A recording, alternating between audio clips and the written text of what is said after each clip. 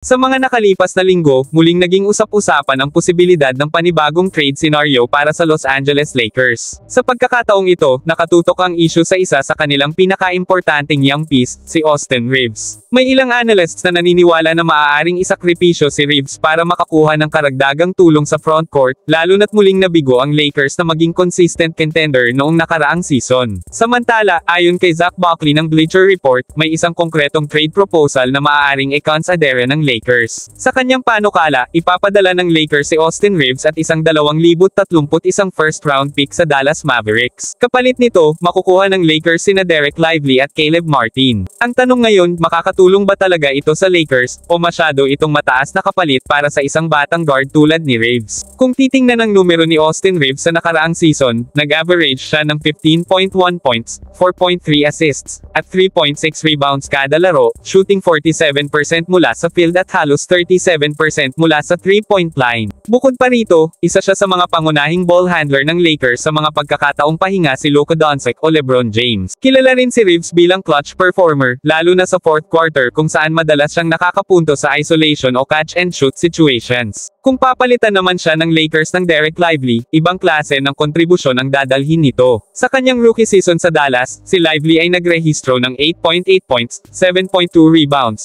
at 1.4 blocks per game, shooting ng 74% sa field, karamihan mula sa loob ng paint. Ayon kay Jason Kidd, coach ng Mavericks, isa sa pinakamahalagang asset ni Lively ay ang kanyang rim protection at mobility para sa isang center. Sa advanced stats, may defensive rating siyang nasa 111.3, mas mababa kumpara sa karamihan ng rookie big men, indikasyon na kaya niyang mag-adjust sa defensive schemes ng isang contender. Kasama rin sa trade ang forward na si Caleb Martin, na naglaro ng malaking papel sa Miami Heat noong kanilang finals run noong 2023. Sa nakaraang taon sa Charlotte at Miami, nag-average si Martin ng 9.6 points, 4.2 rebounds, at 1.5 assists kada laro. Bagamat hindi superstar, kilala siya bilang versatile wing defender at capable shooter mula sa corner threes, halos 35% mula sa 3-point range. Sa sistema ng Lakers, posibleng maging kapalit siya ng production na nawawala tuwing may injury sina Jared Vanderbilt o Rui Hachimere. Kung ikukumpara, makikita na ibang-iba ang magiging dynamics ng roster ng Lakers kapag tinuloy ang trade. Mawawala ang isang reliable guard at playmaker sa katauhan ni Reaves, pero madidagdagan naman sila ng interior defense at wing depth. Ito rin ang isang aspeto na kulang ang Lakers noong nakaraang season, kung saan nagtala lamang sila ng top 15 defensive rating at hirap sa rebounding battle kontra malalaking frontline ng kalaban. May ilang analysts na hati ang pananaw tungkol dito.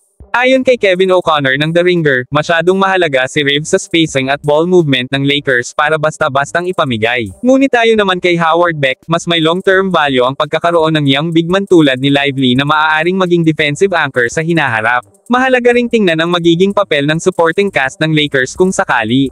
Si Luka Doncic ay mananatiling primary ball handler, habang si LeBron James ay papalapit na sa twilight ng kanyang career. Kung mawawala si Reaves, kakailanganin umangat ang produksyon ni Dalton Knecht at Gabe Vincent sa guard rotation. Sa kabilang banda, daragdag naman ang rim protection ni Lively para kay DeAndre Ayton, na kilala pero hindi palaging consistent sa depensa. Sa huli, malinaw na ang ganitong uri ng trade proposal ay may dalawang mukha. Maaari nitong maayos ang defensive shortcomings ng Lakers, ngunit posibleng mawala rin ang isa sa pinaka-stable na perimeter options nila. Ang desisyon kung itutuloy ito o hindi ay nakasalalay sa direksyon na gustong tahakin ng Lakers management, kung mas prioridad ba nila ang agarang panalo sa pamamagitan ng mas matatag na depensa, o ang pagpapanatili ng isang young guard na kayang sumuporta sa mga superstar.